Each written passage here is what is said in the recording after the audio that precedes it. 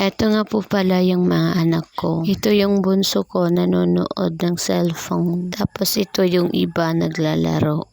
Ito si Tanya, pamangkin ko. Nagkakagulo sila dyan kasi itong si Joy Joy may pusil-pusil. Pusil-pusil kung tawagin sa amin. Sa Tagalog, baril-barilan. Maliit lang siya na baril. Ay nako, napakababae nitong tao naglalaro ng baril. Siguro magtutumboy ata to paglaki kasi yung mga laruan nito, brum brum, baril, mga panlalaki. Sabi ko sa kanya, tingnan ko dito Joy sa maliwanag. Ayaw niyang bitawan, ayaw magpairam o ayun, nagbabandol na. Nagpapapadyak na kasi ayaw niyang bitawan yung baril niya. Ganyan siya pag bagong bili, ayaw niyang mahiwalay sa kanya or ayaw niyang bitawan. Pero mga sunod-sunod na mga araw, ay nako, nandyan lang yan sa tabi-tabi.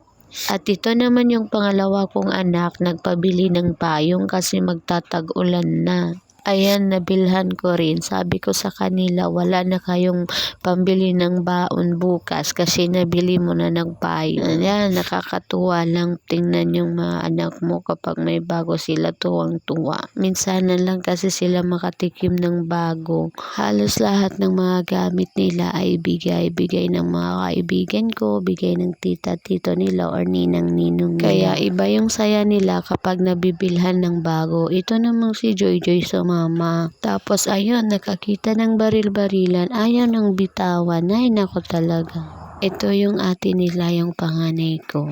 Ayan, naglalaro na yan dyan sila. Hindi pa nga yan sila kumakain ng dinner. Hanggang dito lang muna. Till next video.